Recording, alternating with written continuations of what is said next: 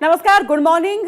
भारत 24 आप देख रहे हैं। मैं आपके साथ सोनिका सिंह और मैं हूं आपके साथ सचिन दुबे। खबरों की शुरुआत करेंगे और आपको दिखाएंगे रूस यूक्रेन युद्ध से जुड़ी 24 बड़ी तस्वीरें। रूसी ड्रोन ने सेंट्रल कीव में सरकारी और रिहायशी इलाकों को बनाया निशाना। हमले में कीव की कई इमारतें बुरी तरीके से प्रभावित। मेलिटोपोल में चेचन फोर्स का लड़ाकू मुराद साइदोव को यूक्रेन की फौज ने मार गिराया। हिमार्स रॉकेट अटैक में हुआ ढेर। चेचन लीडर कादिरोव का बेस्ट फ्रेंड था मुराद। डोनबास में Russian air defence system S-300 की तस्वीर सामने आई। S-300 से छोड़ी गई काफी बड़ी मिसाइल। एक्शन में यूक्रेन की एयरफोर्स MiG-29 से जबरदस्त हवाई अभियान। अमेरिका के एजिया में T-8 हार्म का किया जा रहा इस्तेमाल। डोनेस्क के बाखमुट में यूक्रेन की BM-21 ग्रेड का एक्शन वीडियो आया सामने। रूसी फौज को निशाना बनाकर दागी गई मिसाइलें। यूक्रेनी सेना MLRS M142 का जमकर कर रही इस्तेमाल। रूसी ने हथियार डिपो को बनाया निशाना। वीडियो आया सामने। लुहांस्क में यूक्रेन के हमले में तबाह रूसी टैंक T-72B की तस्वीरें आई सामने। दूसरे रूसी टैंक T-72B3 से क्षतिग्रस्त टैंक को रिकवर करने की कोशिश। जंग के बीच यूक्रेन के राष्ट्रपति ने देश के नाम संदेश जारी किया। मदद देने वाले दूसरे देशों का भी शुक्रिया अदा किया। अंतर्राष्ट्रीय दबाव के आगे झुका ईरान। UN रेजोल्यूशन का करेगा सम्मान। रूस को नहीं देगा 700 किलोमीटर रेंज की बैलिस्टिक मिसाइलें। रूसी कब्जे वाले इलाकों को आजाद कराने में जुटी यूक्रेन की स्पेशल यूनिट।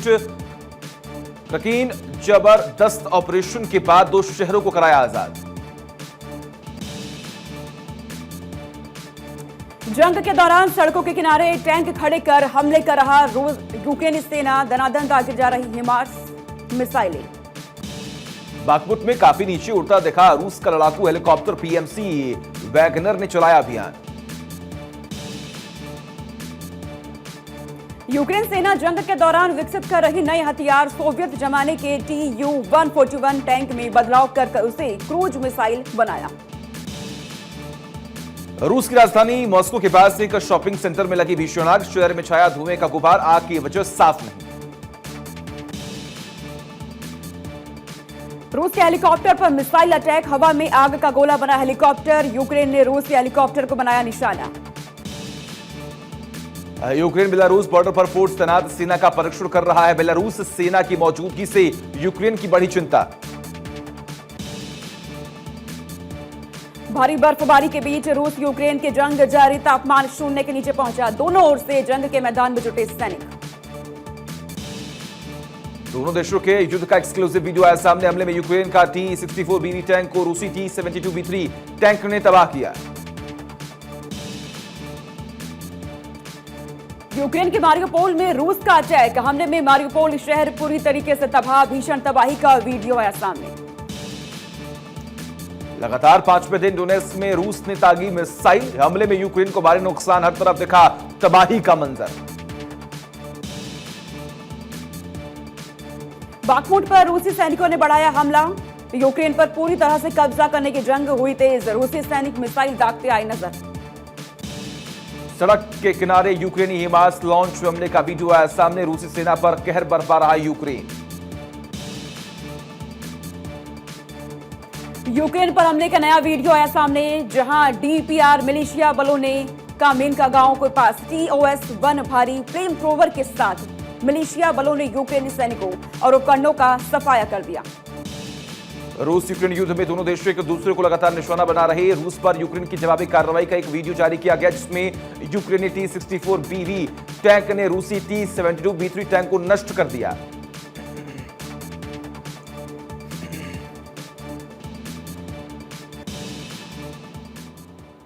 और अब देखिए देश दुनिया की बड़ी खबरें फटाफट अंदाज में। पूर्व सेना प्रमुख का बड़ा बयान। तवांग झड़प पर कहा, गली के गुंडों की तरह हरकतें करती है चीनी सेना। कहा, हर साल आते हैं और पिट कर चले जाते हैं। तवांग तनाव में सीएम हेमंत शर्मा ने कांग्रेस और ओवैसी को लेकर जताई आशंका। का लीक न कर दे संवेदनशील सूचना, इसलिए जन को जानकारी देना सही नहीं है। चीन से झड़प पर महबूबा मुफ्ती ने सरकार पर साधा निशाना, कहा एलएसी पर जवानों की हो रही पिटाई। बीजेपी ने महबूबा मुफ्ती पर किया पलटवार, पूछा आप चीन की एजेंट है क्या। सूत्रों के हवाले से बड़ी खबर, तवांग में भारत और चीनी सैनिकों के झड़प के बाद चीन ने तैनात किए फाइटर जेट। हिंद महासागर में कुछ बड़ा करने की फिराक में चीन, ड्रैगन का जासूसी जहाज कर रहा मैपिंग, रिपोर्ट में हुआ खुलासा। तवांग झड़प पर आया पाकिस्तानी मीडिया का रिएक्शन, एक टीवी शो के दौरान की भारत की तारीफ, का भारतीय सेना ने नाकाम की चीन की साजिश। न्यूयॉर्क में यूएनएससी में विदेश मंत्री डॉक्टर एस जयशंकर का बयान, कहा आतंकवाद की चुनौती पर विश्व के ज्यादातर देश दे रहे सामूहिक प्रतिक्रिया। केंद्रीय गृह राज्य मंत्री नित्यानंद राय का बड़ा बयान आया सामने, साल 2020 के बाद अब तक जम्मू कश्मीर में 9 कश्मीरी पंडित मारे गए। महाराष्ट्र कर्नाटक सीमा विवाद पर बोले अमित शाह, सुप्रीम कोर्ट का फैसला आने तक दोनों राज्य नहीं करेंगे क्लेम। गृह मंत्री अमित शाह की अध्यक्षता में हो रही थी बैठक। आज तेलंगाना कर्नाटक दौरे पर बीजेपी अध्यक्ष नड्डा करीम नगर में जनसभा को करेंगे संबोधित। कर्नाटक के कवलूर में बीजेपी दफ्तर का करेंगे शुभारंभ।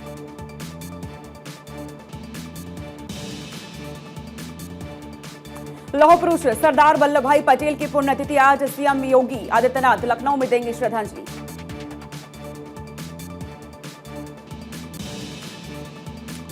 सीएम बघेल का आज महासमुंद दौरा, विधानसभा क्षेत्र में योजनाओं का करेंगे निरीक्षण। बागबाहरा में अधिकारियों की लेंगे समीक्षा बैठक। केंद्र सरकार का बड़ा खुलासा, चीन ने हैक किया था एम्स का सर्वर, हैकर्स ने एम्स के 5 सर्वर को किया था हैक। खरगोन में सीएम शिवराज ने मंच से दिया आदेश, भ्रष्टाचारी के आरोपी जिला शिक्षा अधिकारी और नगर परिषद के सीएमओ मोहन सिंह को किया निलंबित।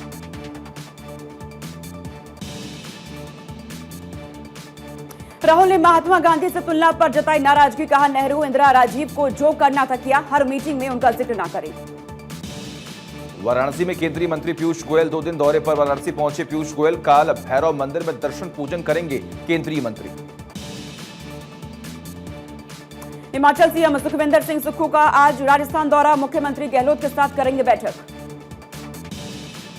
कानपुर में सपा विधायक इरफान सोलंकी की बड़ी मुश्किलें, 4 बांग्लादेशियों को दिया था करेक्टर सर्टिफिकेट। इरफान सोलंकी के खिलाफ केस दर्ज, एनआईए करेगी जांच। पूर्व मुख्यमंत्री अखिलेश यादव 20 दिसंबर को जाएंगे कानपुर, जेल में बंद सपा विधायक इरफान सोलंकी से करेंगे मुलाकात। बिहार विधानसभा के शीतकालीन सत्र के तीसरे दिन भी हंगामे की संभावना, छपरा में जहरीली शराब को लेकर बीजेपी ने नीतीश कुमार पर साधा निशाना। दिल्ली एयरपोर्ट पर भीड़भाड़ के मुद्दों पर होगी चर्चा, 15 दिसंबर को आईजीआई एयरपोर्ट के सीईओ को संसदीय समिति ने किया तलब। गाजियाबाद में पीएचडी स्कॉलर के 4 टुकड़े करके नहर में फेंका, हत्या के बाद खाते में 40 लाख और निकाले। मकान मालिक ने 7 लाख रुपए लिए थे उधार। 15 दिसंबर से 28वां कोलकाता अंतर्राष्ट्रीय फिल्म महोत्सव, अमिताभ और शाहरुख को मिला न्योता। राजस्थान में लेडी डॉन नाम से कुख्यात रेखा मीणा को पुलिस ने किया गिरफ्तार। रेखा मीणा हत्या के मामले में चल रही थी फरार। दीपिका के भगवा कपड़ों में बोल्ड लुक का विरोध, पठान फिल्म में किए गए हॉट सीन्स। एमपी के गृह मंत्री ने बताया टुकड़े टुकड़े गैंग का समर्थक। फिल्म पठान की रिलीज से पहले ही विवादों में घिरे शाहरुख खान और दीपिका पादुकोण, गाने में दीपिका के भगवा रंग की ड्रेस पर उठाए सवाल। छपरा में जहरीली शराब पीने से मरने वालों की संख्या 30 तक पहुंची, अस्पताल रेफर किए गए 5 लोगों ने रास्ते में तोड़ा दम। छपरा में जहरीली शराब से मौत पर नीतीश के मंत्री का अजीबोगरीब बयान आया सामने। सुनील कुमार ने कहा अंग्रेजों के जमाने में भी कानून बनते थे, तब भी कानून टूटते थे। महाराष्ट्र सरकार के लव जिहाद कमेटी बनाए जाने पर समाजवादी पार्टी के नेता अब्बू आजमी का बयान, कहा श्रद्धा की हत्या करने वाला मुसलमान नहीं बल्कि पारसी। 2002 गोधरा ट्रेन आगजनी मामले में दोषियों की जमानत याचिका पर सुप्रीम कोर्ट करेगा आज सुनवाई। पिछली सुनवाई में गुजरात सरकार ने दोषियों की जमानत याचिका का किया था विरोध। शिवसेना के नाम और चुनाव चिन्ह फ्रीज करने के मामले में उद्धव ठाकरे की याचिका पर दिल्ली हाईकोर्ट में याचिका, सिंगल बेंच के आदेश को डिवीजन बेंच ने दी है चुनौती।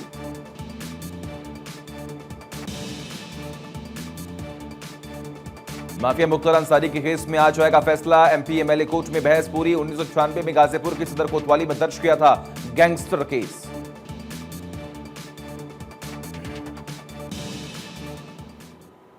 और अब सीधा रुख करते इस वक्त आ रही बड़ी खबर का। फुटबॉल वर्ल्ड कप में मोरक्को हार चुका है। मोरक्को की हार के बाद बवाल भी हो रहा है। फ्रांस के फैंस से भिड़े मोरक्को समर्थक।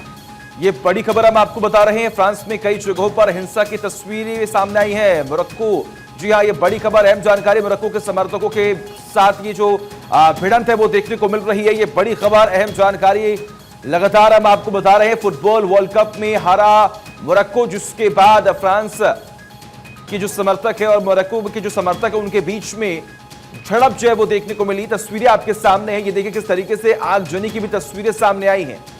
इससे पहले भी ऐसी ही तस्वीरें देखने को मिली थी जब तमाम समर्थक सड़कों पर उतर आए थे और उस वक्त भी पुलिस को हालात काबू में करने के लिए उतरना पड़ा। इस वक्त भी तस्वीर आपके सामने है। फुटबॉल वर्ल्ड कप में मोरक्को की हार के बाद तमाम फैंस की तरफ से अब बवाल किया जा रहा है। सड़कों पर उतर आए हैं तमाम समर्थक और फ्रांस में कई जगह हिंसा आगजनी हो रही है।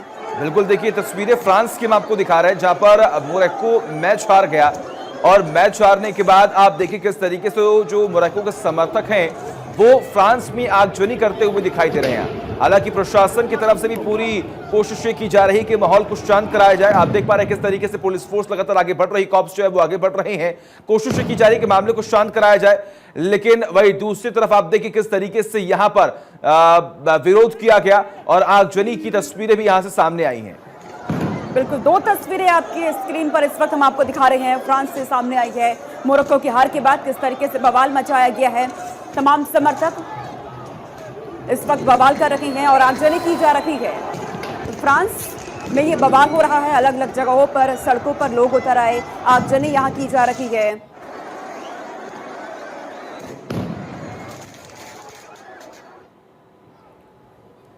तो देखिए ये तस्वीरें लगातार हम आपको दिखा रहे हैं किस तरीके से मोरक्को में के सामने जब हार का सामना करना पड़ा इस टीम को, तो उसके बाद फ्रांस में आप देख पा रहे हैं किस तरीके से यहां पर बवाल मचा हुआ है।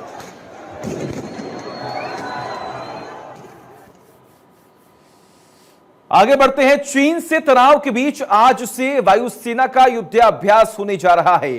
पूर्वी इलाके में वायुसेना की एक्सरसाइज, अरुणाचल में वायुसेना दिखाएगी अपना दमखम। बिल्कुल, सुखोई और राफेल फाइटर जेट उड़ान भरेंगे। चीन से जारी तनाव के बीच भारतीय वायुसेना आज से पूर्वी इलाके में युद्ध अभ्यास करेगी। वायुसेना की ईस्टर्न कमांड ये एक्सरसाइज करेगी। ये एक्सरसाइज 2 दिन तक चलने वाली है। वायुसेना के लड़ाकू विमान शामिल रहेंगे इसमें और इसी के साथ तेजपुर, जोराहट और हाशीमारा एयरबेस हिस्सा लेने वाले हैं। इसमें बड़ी खबर इस वक्त की है जिस तरीके से भारतीय सैनिक और चीनी सैनिकों के बीच झड़प हुई थी, इसके बाद अब वायुसेना ने पूरा मोर्चा अपना संभाल लिया है। चीन से जारी तनाव के बीच भारतीय वायुसेना आज से पूर्वी इलाकों में युद्ध अभ्यास करेगी। बिल्कुल सही कहा आपने। और देखिए इस युद्धाभ्यास से जवान अपना शौर्य दिखाएंगे, ये बताने का प्रयास करेंगे, ये संदेश देने का प्रयास करेंगे कि कहीं ना कहीं अब जो कुछ भी चीन की तरफ से किया गया उसका मुंहतोड़ जवाब दिया जाए, क्योंकि हम सक्षम हैं। और अमृता हमारे साथ जुड़ चुकी हैं, सीधे तवांग से उनका रुख करते हैं। अमृता, जिस तरीके से चीन और भारतीय सैनिकों के बीच झड़प हुई थी, लेकिन इसके बाद भारतीय की तरफ से अब और अधिक एक्सरसाइज का अब की जा रही है, युद्ध अभ्यास किए जा रहे हैं अब।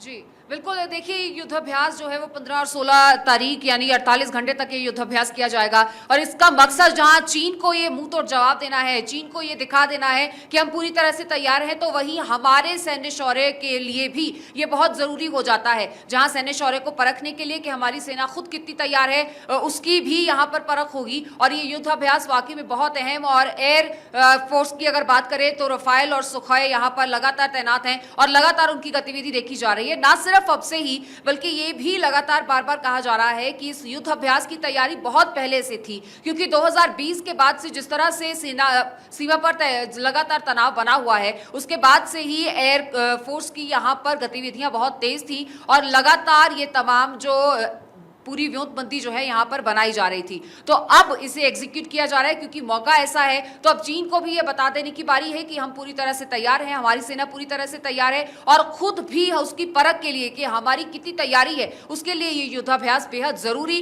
जो 48 घंटे तक यहाँ पर एयरफोर्स की तरफ से किया जाना है। बिल्कुल सही कहा आपने। देखिए अमृता, देखिए अगर प्लानिंग है तो उसका एग्जीक्यूशन होना चाहिए और अगर एग्जीक्यूट होगा तभी चीन समझ पाएगा कि आखिर 1962 वाला ये हिंदुस्तान नहीं है, ये हिंदुस्तान बदल चुका है, हमारे डिफेंस सिस्टम बदल चुके हैं। अगर आपने कुछ भी हिमाकत की तो उसका मुंहतोड़ जवाब दिया जाएगा।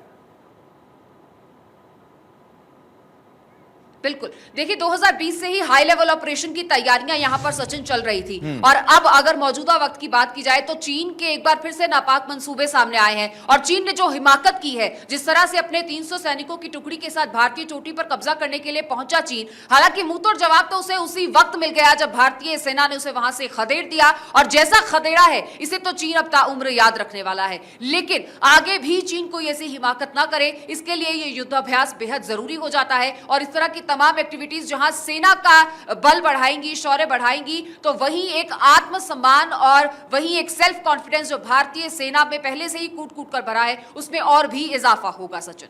अमृता, क्योंकि आप तवांग में मौजूद हैं, इस वक्त वहां के हालात कैसे बने हुए हैं, स्थिति कैसी बनी हुई है? देखिए स्थिति की बात करें तो सेना तो पूरी तरह से तैयार है और दोनों तरफ से ही फिलहाल माहौल शांत है और लगातार हम जिस तरह से देख रहे हैं कि न सिर्फ राष्ट्रीय स्तर पर बल्कि अंतर्राष्ट्रीय स्तर पर भी लगातार इसकी बातचीत हो रही है। लगातार इन पूरे हालात पर और सीमा पर जो तनाव बरकरार है उस पर नजर जो है अंतर्राष्ट्रीय शक्तियों की भी बनी हुई है। यूएन हो या फिर यूएस हो, लगातार इस पूरे मामले पर उनकी नजर बनी हुई है और भारत का जिस तरह से समर्थन किया गया है तो चीन को अब हर कदम फूंक फूंक कर रखना होगा। तो फिलहाल जो स्थिति है वो शांत है, तनाव यहां पर नहीं है, लेकिन तैयारी पूरी है और यह दिखाता है कि अगर इस वक्त चीन आंख उठाकर देखता है तो वो आंखें निकाल ली जाएंगी और ईंट का जवाब पत्थर से देने के लिए भारतीय सेना पूरी तरह से तैयार है और वायु सेना का भी पूरा समर्थन है और इस वक्त जो स्थितियां हैं वो फिलहाल सामान्य नजर आती हैं बॉर्डर पर। अमृता, तवांग में आप कहां पर मौजूद हैं और जहां पर आप हैं वहां से जो बॉर्डर है वो कितनी दूरी है, जरा तस्वीरें भी एक बार दिखा दें आप। जी, तस्वीरें वहां की तो हम आपको सचिन नहीं दिखा पाएंगे क्योंकि फिलहाल वहां पर जो है सेना ने एंट्री जो है वो बैन कर रखी है क्योंकि हालात सामान्य जरूर है पर गतिविधियां जो है वो लगातार जारी है, युद्धाभ्यास भी जारी है। तो तस्वीरें वहां की तो फिलहाल नहीं दिखा पाएंगे लेकिन हालात फिलहाल सामान्य बताए जा रहे हैं और युद्धाभ्यास जोरों पर चल रहा है। 48 घंटे तक यही एक्टिविटी फिलहाल जारी रहेगी और ये बहुत जरूरी भी है, लगातार इसकी चर्चा भी हो रही है और ये भी कहा जा रहा है सूत्रों के हवाले से कि इसका जो अभी तवांग में झड़प हुई है इससे लेना देना इस युद्धाभ्यास का बहुत ज्यादा नहीं है। पहले से ही ऐसी तमाम एडवांस ऑपरेशंस की तैयारियां चल रही थी और अब ये युद्धाभ्यास क्योंकि समय की नजाकत को देखते हुए जरूरी माना गया तो अभी इसको एग्जीक्यूट किया जा रहा है। जी अमृता, क्योंकि खबर देखिए ये भी है कि एलएसी पर चीनी विमानों की सक्रियता भी दिखाई दे रही है, तो क्या इससे यह समझा जाए कि चीन अभी भी बाज नहीं आया है, अभी भी रणनीति बनाई जा रही है कुछ ना कुछ? जी बिल्कुल, देखिए चीन लगातार इन तमाम गतिविधियों को जारी रखे हुए है। एयरबेस उसकी तरफ से तैयार किया गया है और वहां पर भी लगातार जो है एक्टिविटी जारी है, जिस तरह की सैटेलाइट इमेजेस और तमाम तस्वीरें हम देख रहे हैं। लेकिन आप ये देखिए कि ये फौज जिसके दम पर चीन इतनी बड़ी बड़ी डींगे हाँकता है, उनको किस तरह से कल यहाँ पर दुम दबाकर भागना पड़ा जब भारतीय सेना आक्रामक हो गई। तो ऐसे में ये दिखाता है कि ये चीनी जवान जो है अंदर से बिल्कुल खोखले हैं, बाहर से भले ही जो हुंकार है वो भरी जा रही है लेकिन अंदर बिल्कुल दम नहीं है और ये बार बार पता चलता आया है जब जब भी भारत में घुसने की कोशिश की गई है तो भारतीय सेना ने किस तरह से खदेड़ा है। चीन की कोई भी गतिविधि हो उसका जवाब देने के लिए भारत की तरफ से भी उसी तरह से एक्टिविटीज लगातार बढ़ाई गई है। बिल्कुल, देखिए अमृता, और देखिए समय भी अब ये आ चुका है क्योंकि गलवान में जो कुछ भी हुआ उसके बाद अभी भी चीन ये समझ नहीं पाया है कि आखिर अब हिंदुस्तान किस तरीके से एक्शन ले सकता है। अब जरूरी हमें यह है कि देखिए हम प्लानिंग लगातार करते हैं, हम जो मौखिक रूप से जवाब देते हैं, इसके अलावा अब हमें एक्शन भी लेना होगा, हमें यह समझाना होगा कि आखिर हम इस वक्त हर एक चीज को लेकर काम कर रहे हैं। हम ये चाहते हैं कि अगर आपकी तरफ से कोई भी हिमाकत की जाएगी, कोई भी अगर आपकी तरफ से एक्शन लिया गया तो उसका रिएक्शन बहुत बड़ा होगा। बिल्कुल, देखिए ये तो बार बार मैसेज दिया ही जा रहा है चीन को, और क्योंकि अंतर्राष्ट्रीय शक्तियों का भी साथ भारत के साथ है, तो चीन इस वक्त बिल्कुल अकेला खड़ा हुआ नजर आता है। और कोरोना वायरस के बाद से खास तौर पर चीन ने जो हिमाकत की है, जिस तरह से बार बार उस वायरस का चीन की लैब्स में बनने का जिक्र होता है और तमाम चीजों का जिक्र होता है, तो चीन तो वैसे ही घुटनों के बल पर है। अंतर्राष्ट्रीय शक्तियां कहीं भी उसकी सपोर्ट करती हुई नजर नहीं आती। और कोरोना वायरस जो बाकी विश्व में तो फिर भी थम गया है, लेकिन चीन के लिए अभी भी गले का फांस बना हुआ है। अर्थव्यवस्था गिरती जा रही है, लोग सड़कों पर है, चीनी सरकार का विरोध हो रहा है। तो ऐसे में चीन के पास कोई बहुत ज्यादा विकल्प है नहीं। तो अगर फिलहाल मौजूदा स्थिति की बात करें तो चीन को कहीं से भी सपोर्ट नहीं है। ऐसे में भारत जो है वो बहुत स्ट्रॉन्ग सिचुएशन में इस वक्त है, और बहुत स्ट्रॉन्ग मजबूती के साथ भारत अपना लगातार पक्ष भी रखता आया है। और अब आंखें दिखाने की बारी भारत की है। वो 1962 वाला ये भारत नहीं है। चीन को ये समझ में आता है, इसीलिए बिल्कुल सही कहा आपने अमृता। देखिए 1962 वाला ये हिंदुस्तान नहीं है, ये हिंदुस्तान बदल चुका है और आपकी कोई भी हिमाकत का मुंहतोड़ जवाब दिया जाएगा। बहुत बहुत शुक्रिया अमृता तमाम जानकारी के लिए। लगातार नजर आप बनाए रखिए, तमाम अपडेट्स हम आपसे लेते रहेंगे। तो मुंबई में मौत एक बुजुर्ग को छूकर निकल गई।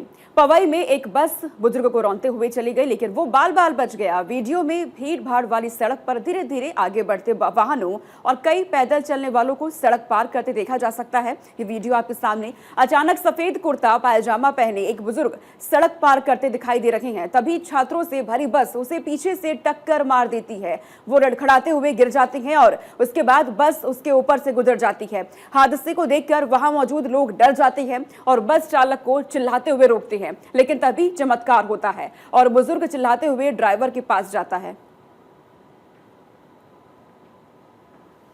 तस्वीरें ये मुंबई से सामने आई, जहां मौत एक बुजुर्ग को छूकर निकल गई और वो बाल बाल बच गए। इस फुटेज में आप देखिए, एक बुजुर्ग खड़े होते हैं जो कि सड़क को पार कर रहे होते हैं। उधर से एक बस आ रही होती है, टक्कर लगती है, लेकिन बुजुर्ग को कुछ भी नहीं हुआ, वो सही सलामत बच गए।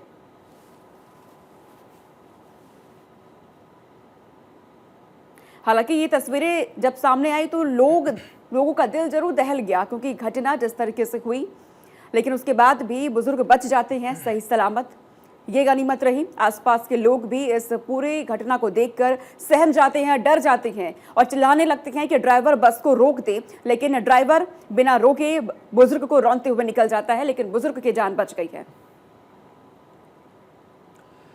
बदले की सोच, नाम सिर्फ शुरुआत। नाम बदलकर केंद्र सरकार बदल रही है सोच, लेकिन राज्यों में नाम बदलने की होड़ मची हुई है। बदले जा रहे सार्वजनिक संपत्तियों के नाम, योजनाओं, सरकारी विभाग के भी बदल रहे हैं नाम। योजना आयोग का नाम बदलकर नीति पर फोकस किया गया। मंत्रालयों के नाम बदलकर सोच बदलने का प्रयास किया गया। विकलांग की जगह दिव्यांग से गरिमा सम्मान बढ़ाया। पिछले दिनों हरदीप और मनोज झा आए आगे। हरदीप ने स्लम की जगह इनफॉर्मल सेटलमेंट से मान बढ़ाया। मुफ्त की रेवड़ी पर मनोज झा ने विपक्ष को लताड़ भी लगाई।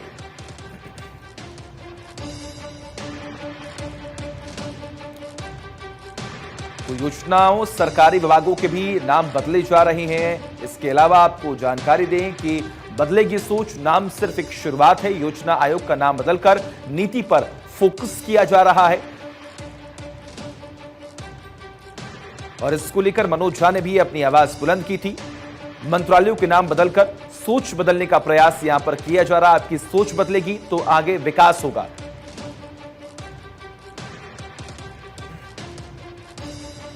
तो विकलांग की जगह दिव्यांग से गरिमा सम्मान बढ़ाया गया, इस बात का भी जिक्र हुआ। पिछले दिनों हरदीप और मनोज झा इस पूरे मसले को लेकर आगे आए, अपनी बात रखी। हरदीप ने स्लम की जगह इनफॉर्मल सेटलमेंट से मान बढ़ाया। इसके अलावा मनोज झा की बात करें तो मनोज झा ने भी मुफ्त की रेवड़ी पर विपक्ष को लताड़ भी लगाई।